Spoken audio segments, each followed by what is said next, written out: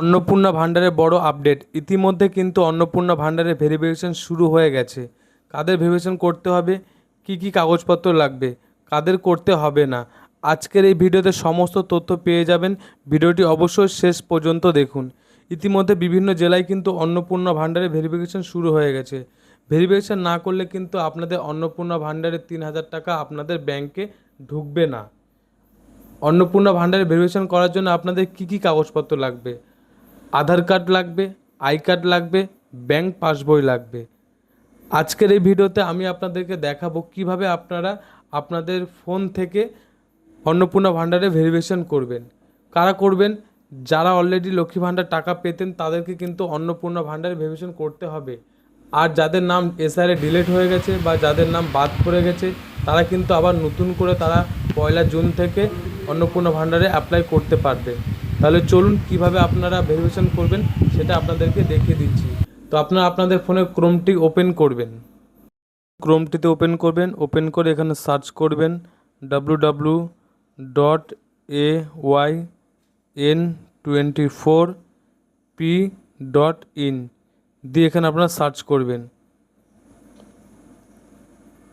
Search করলে এখানে আপনার এরকম একটা পপ আপ চলে আসবে। তো আপনারা এখানে দেখতে পারবেন ব্লক নেম, জিপি নেম এবং ব্যাংক অ্যাকাউন্টের 4 ডিজিট।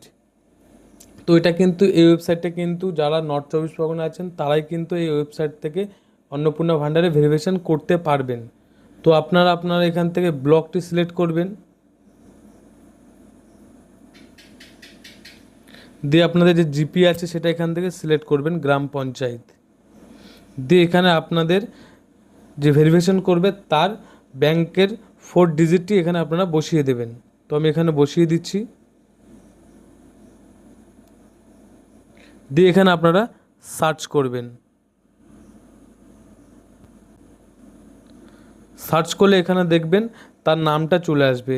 এখানে যদি পেন্ডিং থাকে তাহলে আপনাদেরকে আপডেট করতে হবে, যদি কমপ্লিট থাকে তাদের কিন্তু আর আপডেট করতে হবে না বা ভেরিফিকেশন করতে হবে না। তো এখানে যে আপডেট অপশানটি আছে আপডেট অপশানটির উপর আপনারা ক্লিক করবেন। এটা আসার পর আপনারা এখান থেকে নিচে চলে আসবেন। এখানে দেখবেন আপনাদেরকে আধার কার্ডের নাম্বার দিতে বলবে।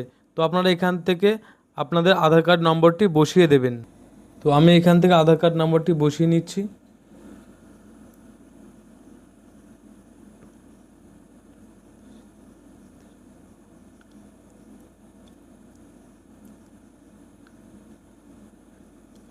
এখানে আপনারা আপনার আধার কার্ডটি চুজ ফাইলের উপরে ক্লিক করে এখানে আপনাদের আধার কার্ডের ফটোটা তুলে রাখবেন, যেটা কিন্তু 200 কেবির মধ্যে থাকবে। তো এখানে চুজ ফাইলের উপরে ক্লিক করবেন। ক্লিক করে এখান থেকে আপনি যে আধার কার্ডটি ফটো তুলে নিয়েছেন ওটাকে আপনারা সিলেক্ট করবেন।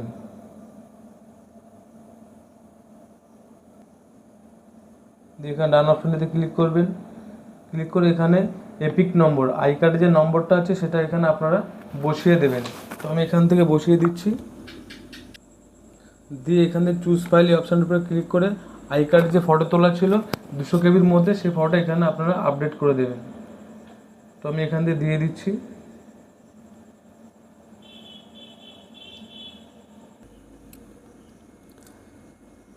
এই অ্যাকাউন্ট আধার সাথে লিঙ্ক করা হয়েছে কি, এখানে ইয়েস অর নো ক্লিক করতে হবে। ইয়েস থাকলে ইয়েস করবেন।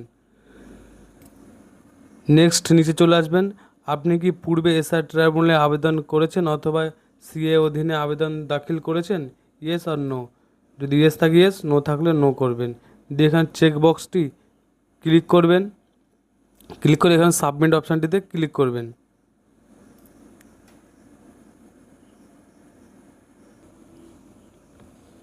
এখানে দেখুন কমপ্লিট ডেটা সাবমিট সাকসেসফুল, এখানে কিন্তু সাকসেসফুল হয়ে গেছে। তো আপনারা এখানে আবার সার্চ করবেন।